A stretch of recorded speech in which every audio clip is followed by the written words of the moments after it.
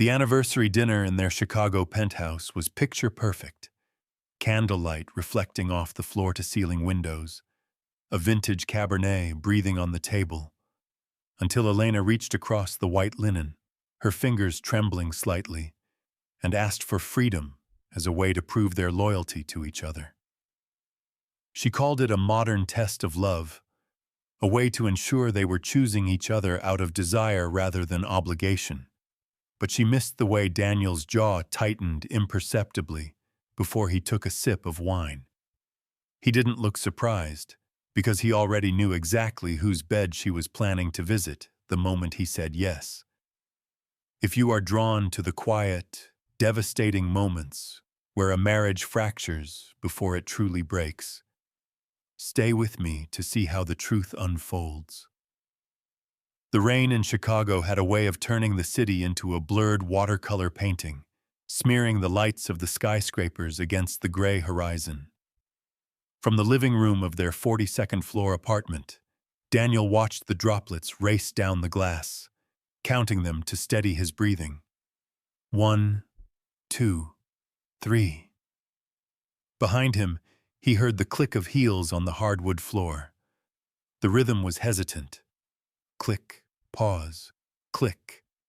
Unlike Elena's usual confident stride. Daniel didn't turn around immediately. He took a sip of his bourbon, the amber liquid burning pleasantly on its way down, grounding him in the physical world, while his mind replayed the digital images he had seen on the iPad 3 days ago. Daniel? Her voice was soft, laced with a sweetness that used to make his chest ache. Now, it just felt like a rehearsal. I'm here, he said, turning slowly.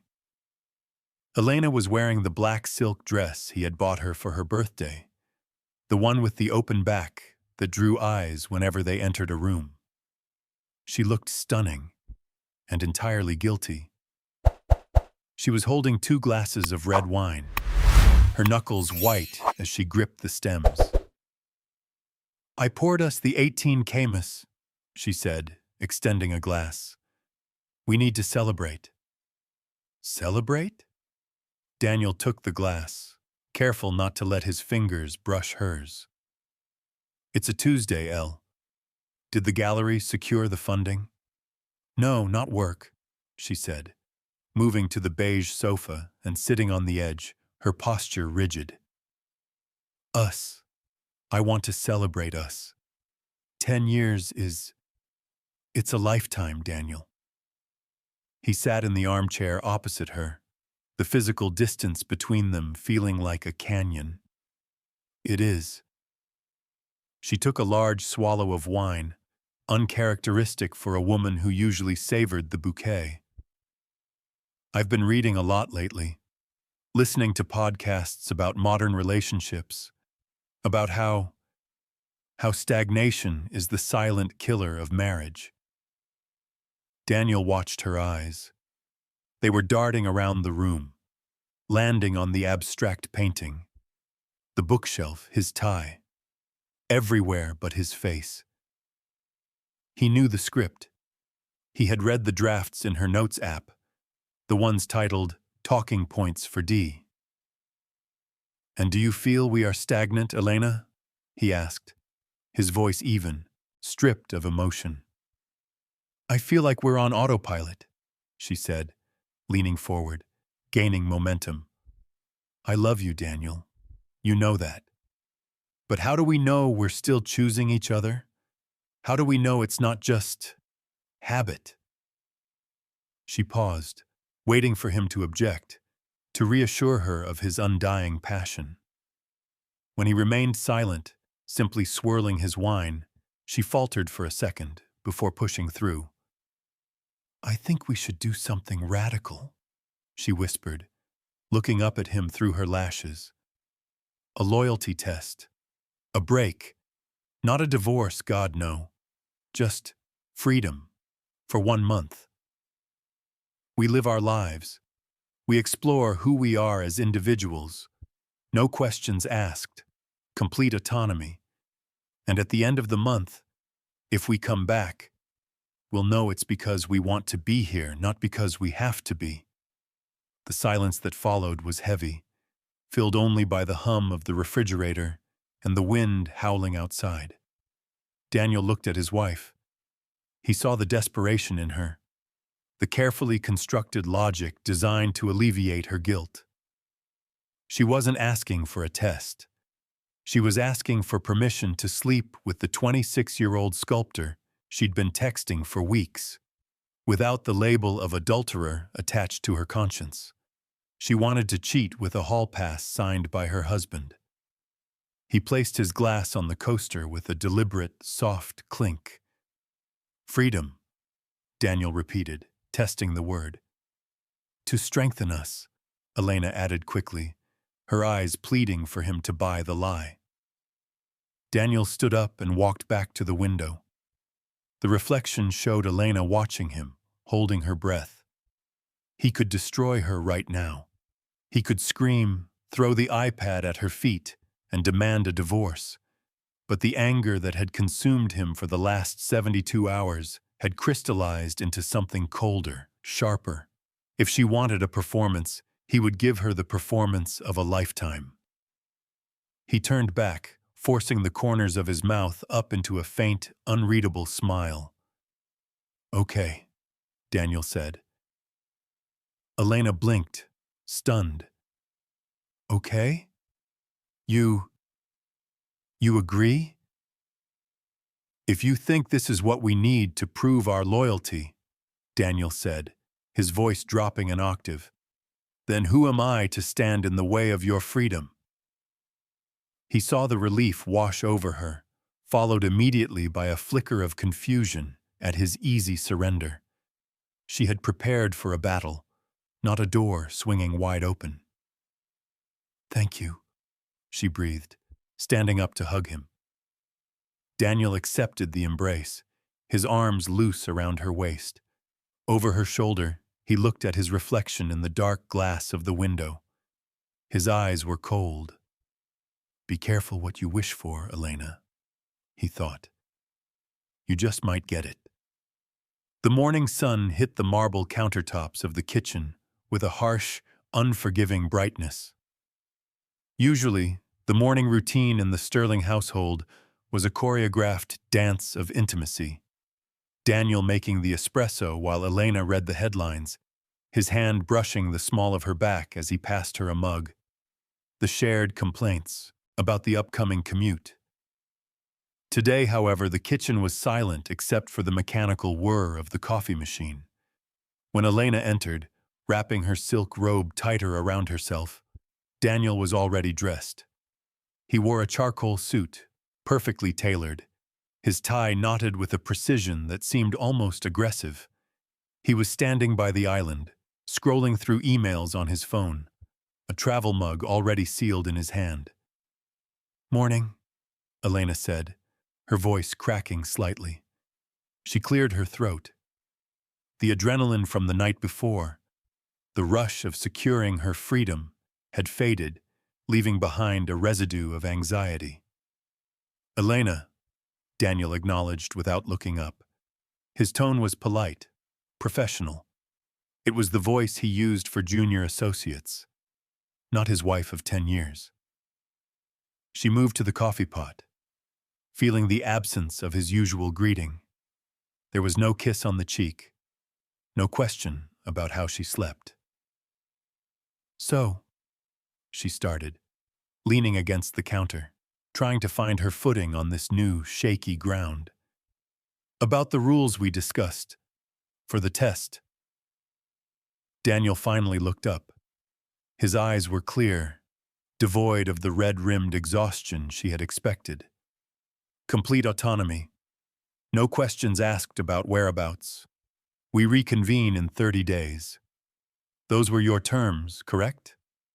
"Yes," she said, though hearing him list them so clinically made her stomach turn. "I just want to make sure we're okay, that you understand this is for us."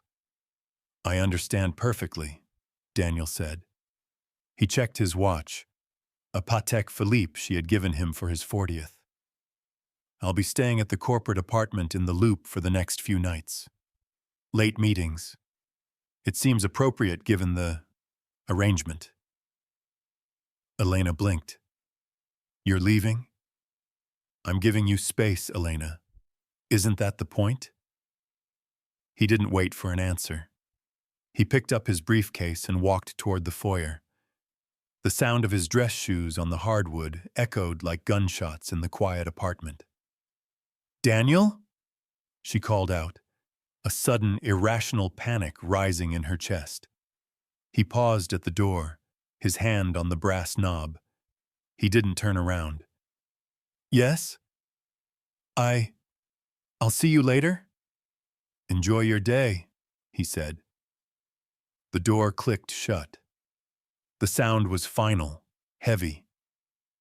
Elena stood alone in the expansive, sun-drenched kitchen. The silence Daniel left behind was suffocating.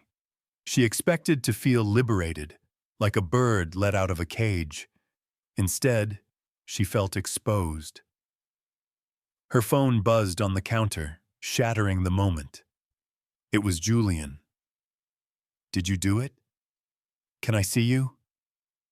The vibration of the phone brought the rush back. The image of Julian, his chaotic studio, the smell of turpentine and cheap cigarettes, the way he looked at her like she was a muse rather than a wife, flooded her mind. This was what she wanted. Passion, uncertainty, art. She picked up the phone, her thumbs flying across the screen. It's done, he agreed. I'm coming over. She ran back to the bedroom to dress. She chose jeans and a cashmere chahta sweater. Casual, younger. As she applied her lipstick in the vanity mirror, she caught her own reflection. She looked excited, flushed. But behind the excitement, there was a shadow in her eyes. She had gotten exactly what she asked for. Daniel hadn't fought for her. He hadn't thrown a vase or begged her to stay. He had simply handed her the freedom she demanded and walked out the door. Elena grabbed her keys and headed for the elevator, pushing down the gnawing thought that perhaps the test wasn't about whether she would return to Daniel, but whether Daniel would be there if she did. As the elevator descended, she texted Julian again. Order coffee. I need to wake up. 42 floors above, inside the apartment, the iPad Daniel had left on the coffee table silently lit up, syncing with the cloud, mirroring every message she just sent. Julian's studio in Wicker Park smelled of stale cigarette smoke and drying oil paint, a scent Elena had once found intoxicatingly authentic. Now, lying on the mattress pushed against the exposed brick wall, it just smelled dirty. Sunlight filtered through the grime-streaked windows, illuminating the dust motes dancing in the air. Julian was asleep beside her, one arm thrown carelessly over his eyes, his breathing heavy and rhythmic. Elena pulled the thin sheet up to her chin, staring at the ceiling. The ceiling fan clicked with every rotation, a monotonous tick-tick-tick that grated on her nerves. She had been here for 3 days. 3 days of passion, of drinking cheap wine out of mugs, of talking about the death of modern art, until 3:00 a.m. It was exactly the bohemian rebellion she had craved from the confines of her pristine penthouse. So why did she feel so hollow? Elena reached for her phone on the floorboards, carefully shielding the light so as not to wake Julian. She unlocked the screen. No new messages. She opened her text thread with Daniel. The last message was her own, sent yesterday evening. Just checking in. Hope the meetings are going well. His reply had come 4 hours later. Fine. Thanks. 2 words. No, I miss you. No, when are you coming home? Just a polite corporate acknowledgement that felt like a door being gently closed in her face. Elena bit her lip. She looked at Julian again. In his sleep, he looked younger, almost boyish. When he was awake, he was a whirlwind of ego and energy, constantly needing her affirmation. Does this texture work, Elle? Do you think the gallery will understand this? It was exhausting in a way she hadn't anticipated. She realized with a sinking feeling that she wasn't his muse, she was his manager. Across the city, in a glass-walled conference room on the 35th floor of a building on Wacker Drive, the atmosphere was sterilized and cold. Daniel sat opposite a man with silver hair and wire-rimmed glasses. Between them lay a stack of documents, each flagged with a yellow sticky note. "The forensic accounting is complete," the lawyer said, sliding a thick binder across the mahogany table. "We've isolated the inheritance assets from the marital funds. Since the prenup has a sunset clause at 10 years, which is coming up next month, we need to file the separation intent before that date to protect the primary holdings." Daniel placed a hand on the binder. The leather cover felt cool under his palm. This was the life they had built. The accounts, the investments, the future retirement home in Napa, all reduced to line items in a spreadsheet. "File it," Daniel said. His voice was steady, but his stomach churned. "Are you sure you don't want to wait, Daniel? You said this is a temporary trial separation," the lawyer cautioned.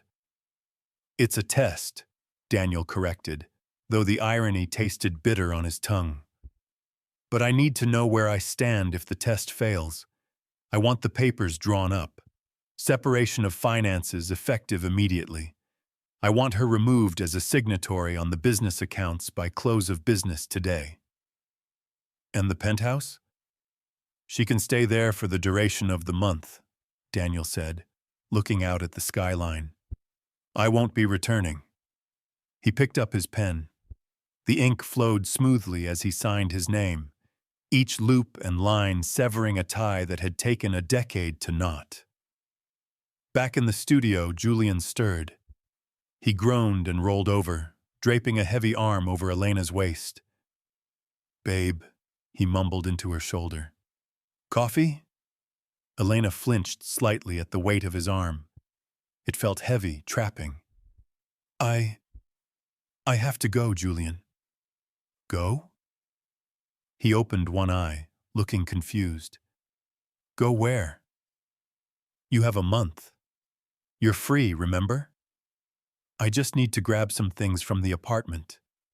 Some fresh clothes," she lied. She needed to get out of this room. She needed to breathe air that didn't smell like turpentine. "Fine." Julian rolled away, petulant. "Bring back some food. The fridge is empty." Elena dressed quickly, pulling on her designer jeans and boots, feeling overdressed and out of place in the messy loft. As she walked out to her car, she checked her phone one more time. Still nothing from Daniel. She dialed his number. It rang once, twice, 3 times, then went to voicemail. "You've reached Daniel Sterling. Please leave a message." Elena ended the call without speaking. A cold shiver ran down her spine, unrelated to the Chicago wind. It wasn't that he was angry. Anger she could handle. Anger meant he still cared.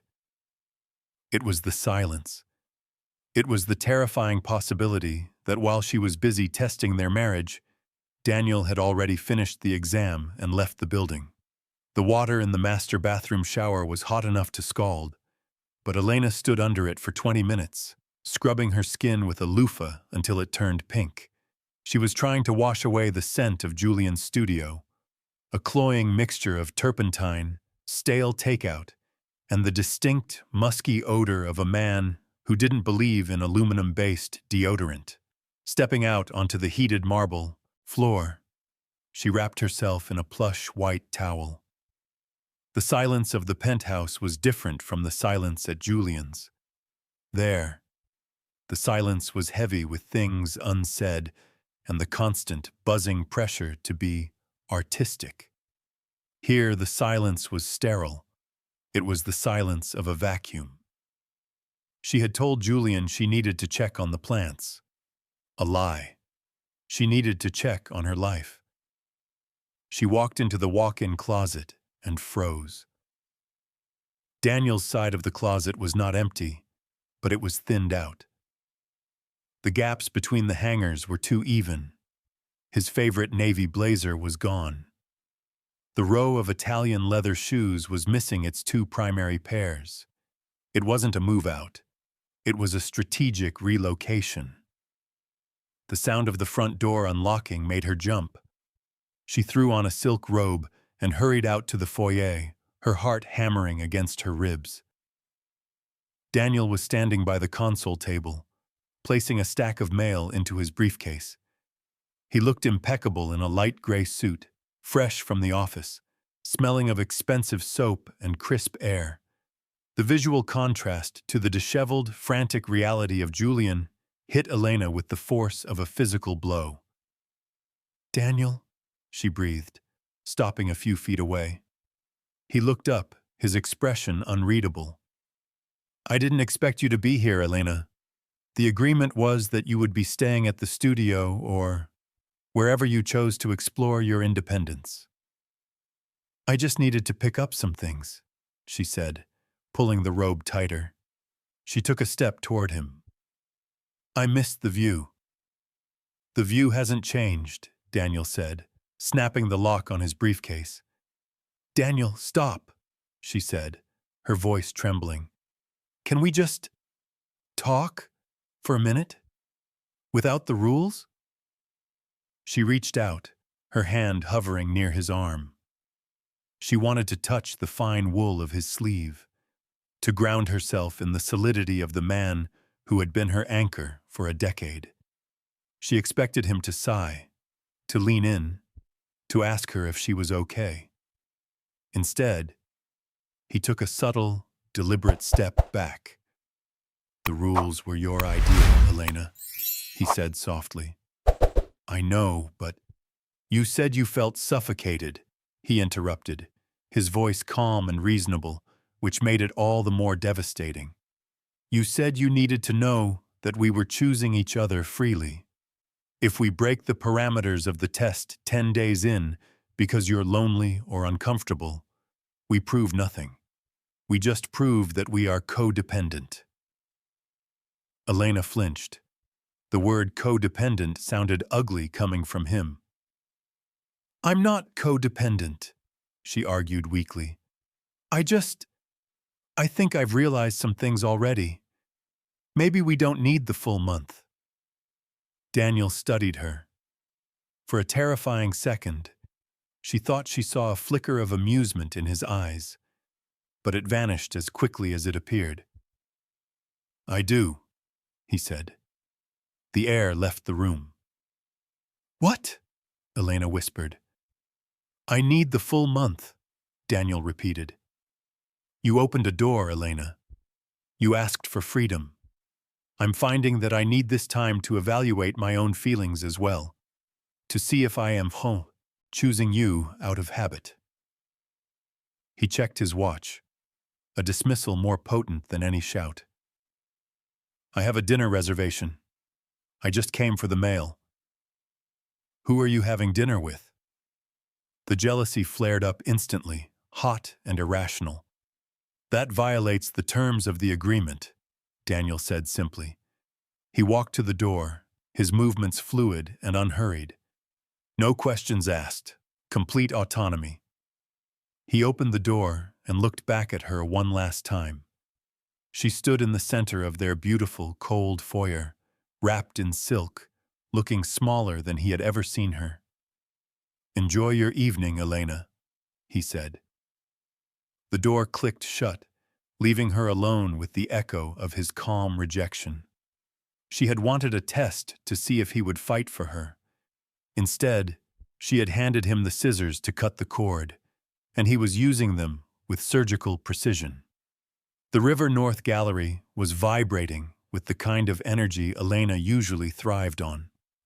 The Modern Decay exhibition had drawn the city's elite, a sea of black tuxedos, architectural dresses, and the sharp, brittle laughter of people who bought art for tax write-offs rather than passion. Elena stood near the center of the room, clutching a glass of champagne she hadn't sipped in 20 minutes. She wore a dress of crushed velvet, a deep midnight blue that she knew Daniel loved. Tonight was the 30th day. Technically, the loyalty test expired at midnight.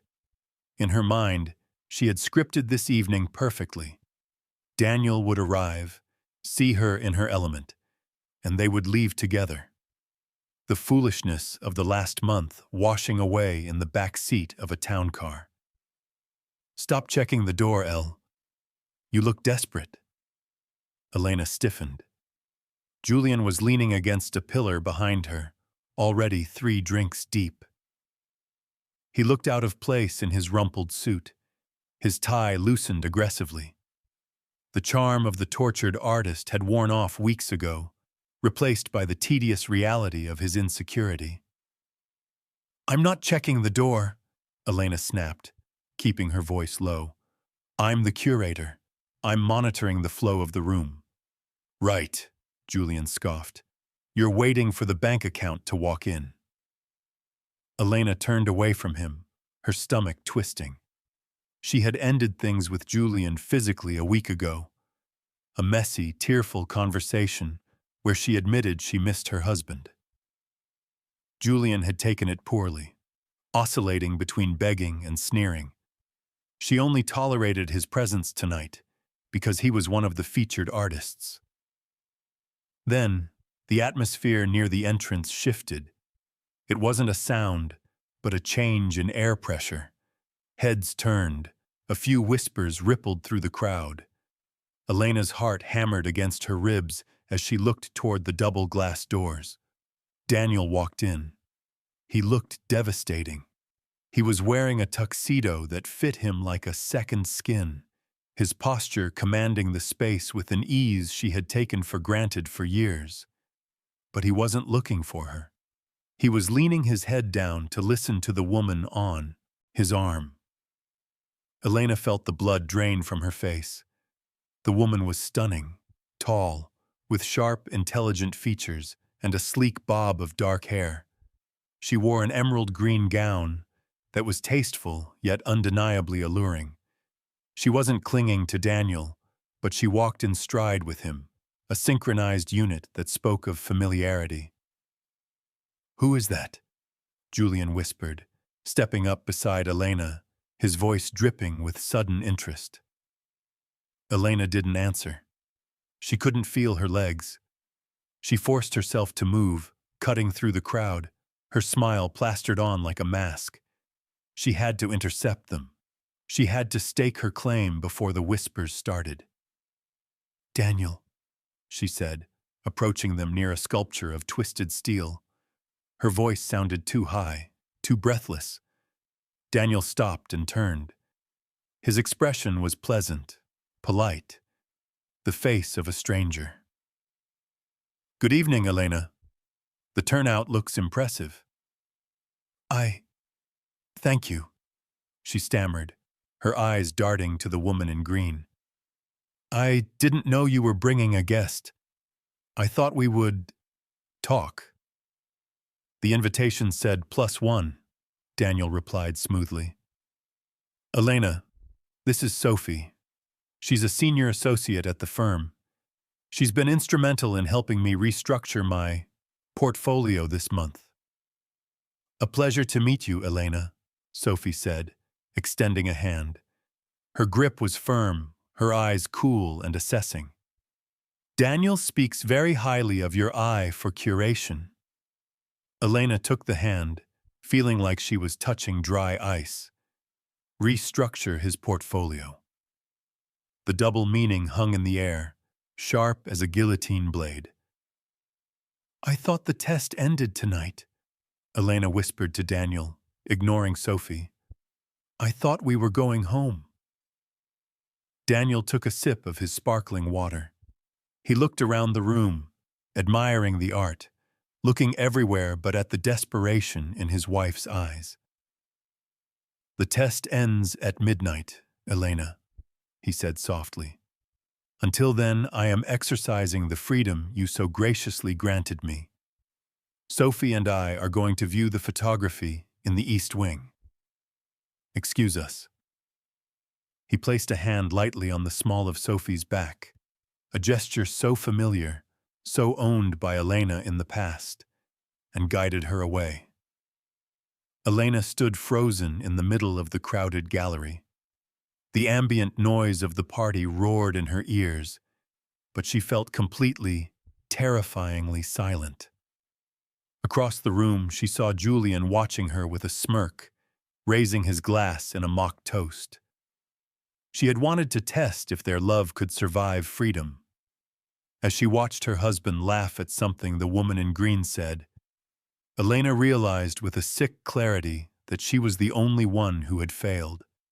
The humiliation was a physical weight, pressing down on Elena's chest until she could barely breathe. She watched Daniel and Sophie move through the gallery, stopping to admire a charcoal sketch. They looked perfect together, poised, professional, and infuriatingly calm. Elena couldn't take it anymore. She finished her champagne in one gulp and signaled a waiter for another. But her hand was shaking too much to hold the stem steadily.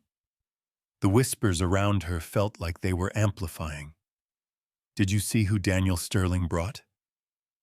Where does that leave Elena?" She marched across the polished concrete floor, her heels clicking with a staccato rhythm of fury. She didn't care about the donors. She didn't care about the press. She cared that her husband was winning a game she had designed to be unlosable. "Daniel," she said, stepping directly into his path, blocking him from the photography exhibit. Her voice was louder than she intended, causing heads to turn nearby. Daniel stopped. He looked down at her with that same maddeningly polite expression. Sophie took a discreet step back, sensing the volatility of the moment. "We need to talk," Elena demanded, her eyes wet with angry tears. "Right now, alone." "We can talk tomorrow, Elena," Daniel said quietly. "This is a professional setting. Don't make a scene." "You made the scene when you walked in here with her." Elena pointed a trembling finger at Sophie. "We are still married, Daniel. The test was supposed to be about us finding our way back to each other. Instead, you're parading around town trying to hurt me." A small crowd had begun to form, a circle of onlookers pretending to look at the art while listening to every word. Julian appeared at the edge of the circle, looking nervous. "I asked for freedom to save our marriage," Elena continued, her voice rising, playing to the audience.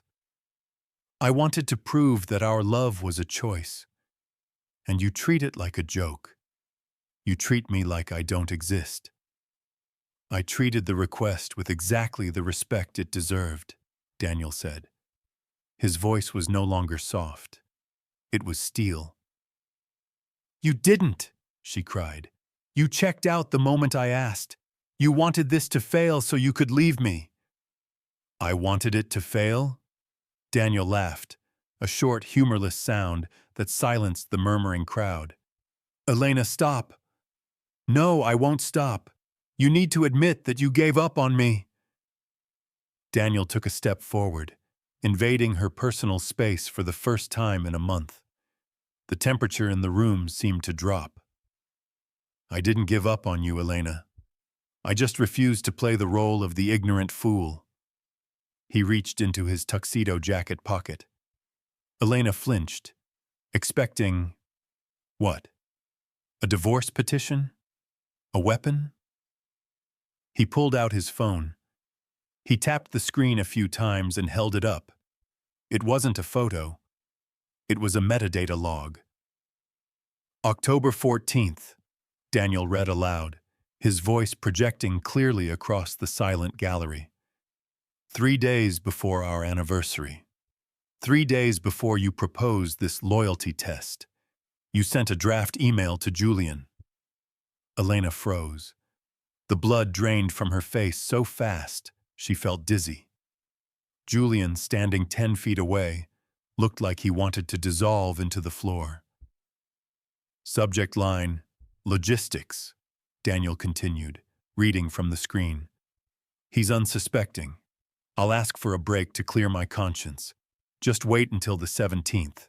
Then, we can be together without hiding. The gasp from the crowd was audible.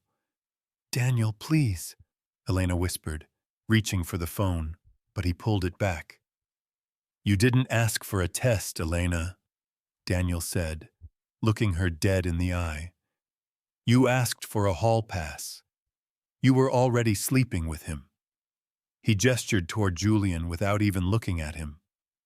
You wanted the thrill of the affair and the safety of the marriage.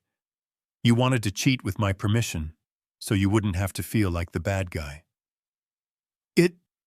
It wasn't like that, she stammered, but the lie died in her throat. I accepted the test, Daniel said, addressing the room as much as her, because I wanted to see if you had the decency to tell me the truth. Just once.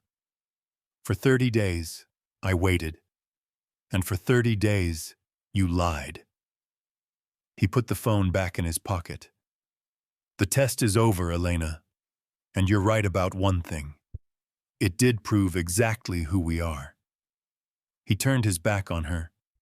He offered his arm to Sophie, who took it, her face solemn. Let's go, Daniel said. As they walked away, the crowd parted for them. Elena was left standing alone in the center of the room, the beautiful velvet dress suddenly feeling like a costume, stripped naked by the truth in front of the people whose admiration she craved most. The silence in the gallery following Daniel's departure was louder than the murmurs that eventually replaced it. Elena stood rooted to the spot, the heat of 100 judgments burning into her skin. The Modern Decay exhibition had lived up to its name, though not in the way the critics had anticipated. The decay on display tonight was her own marriage. She turned slowly, looking for the one person who was supposed to be her escape hatch. Julian was standing near the bar, furiously typing on his phone. He wasn't looking at her. He was looking at the exit. Elena walked over to him, her legs feeling heavy, like she was wading through deep water. Julian, she said, her voice a husk of its former confidence. We should leave. Get a cab. Julian looked up, his face pale and pinched. The bohemian swagger was gone, replaced by the frantic look of a child caught stealing. I can't leave with you, Elena, he hissed, keeping his voice low but venomous. Did you see that? Everyone saw that. The collectors, the gallery owners, they all heard him. So what?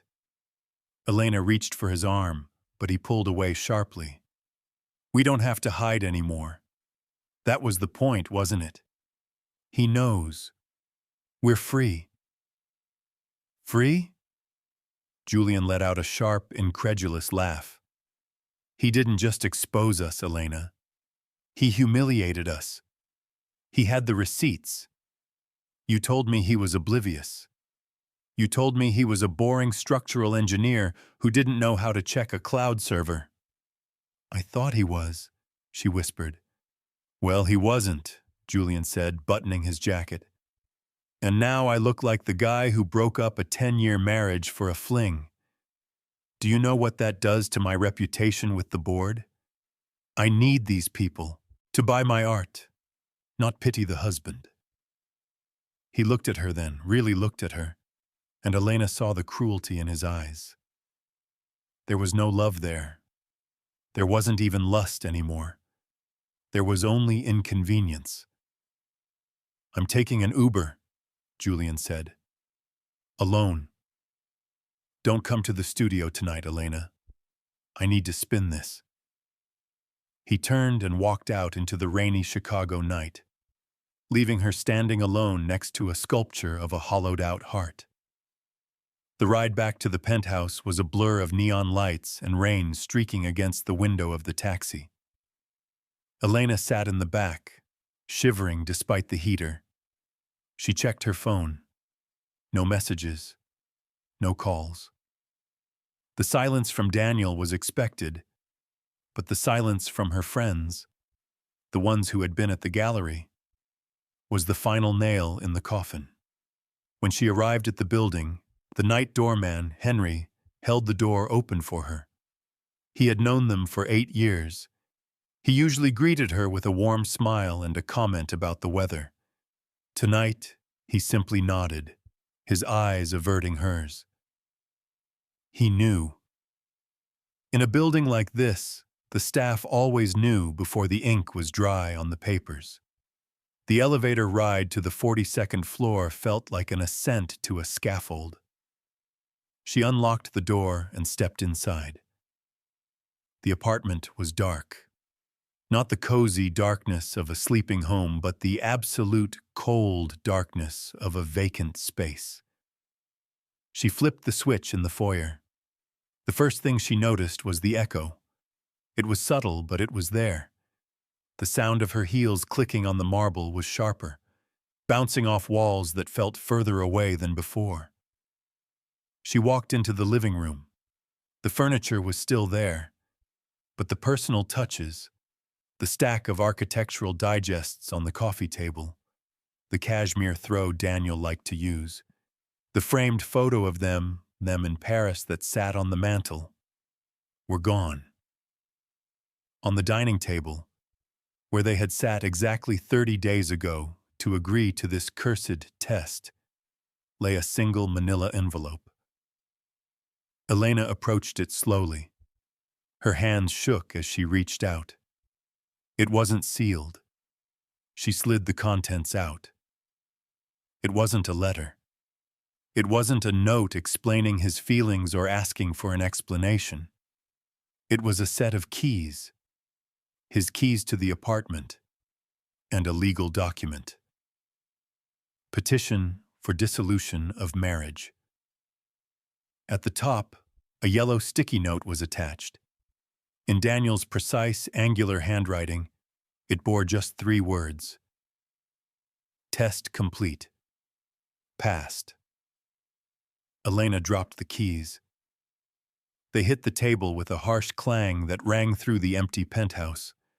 She sank onto the floor, the velvet dress pooling around her, and finally, surrounded by the absolute freedom she had demanded, she began to scream. The dawn broke over Chicago in a wash of pale, indifferent gray. From the 42nd floor, the city looked like a circuit board, cold and mechanical, slowly waking up to another day of commerce and ambition. Elena woke up on the beige sofa, her neck stiff, the taste of stale champagne and regret coating her tongue. For a fleeting second, the mercy of the half-asleep mind. She forgot. She expected to hear the grinder of the espresso machine, the sound of Daniel humming along to the jazz station he played on Wednesday mornings. Then she opened her eyes, and the silence rushed back in. It wasn't a peaceful silence. It was a vacuum. It sucked the air out of the room, leaving the space feeling vast and uninhabitable. She sat up, the velvet dress from the night before twisted around her legs. She looked at the dining table. The manila envelope was still there. It wasn't a nightmare. Elena stood up, her legs unsteady, and walked over to the table. She didn't touch the keys this time. She picked up the legal documents. She read through them, her eyes scanning the legalese. It was a fair settlement. Generous, even. Daniel wasn't trying to destroy her financially. He wasn't vindictive. He was simply efficient. He had calculated the cost of ending their partnership, cut the check, and closed the file. That hurt more than if he had left her with nothing. Anger requires passion. Cruelty requires effort. This settlement was the work of a man who felt nothing but the desire to be gone. She walked to the floor-to-ceiling window. Her reflection ghosted against the glass. Disheveled, smeared makeup, eyes hollow. She thought about calling him. She imagined the conversation. "I'm sorry. I was stupid. It was just a midlife crisis." But she stopped herself. She remembered the look in his eyes at the gallery. It wasn't the look of a man who was hurt. It was the look of a fawn who was relieved. He had been waiting for a reason to leave, and she had handed it to him on a silver platter, wrapped in the guise of a test. Her phone buzzed on the cushion where she had dropped it. She stared at it. It wasn't Julian. Julian was likely already spinning a story to his friends about how she was crazy, how she had obsessed over him. It wasn't Daniel. It was a notification from her calendar. 10:08 a.m. Couples therapy, tentative. She had booked it a month ago, as a just-in-case for when the test ended.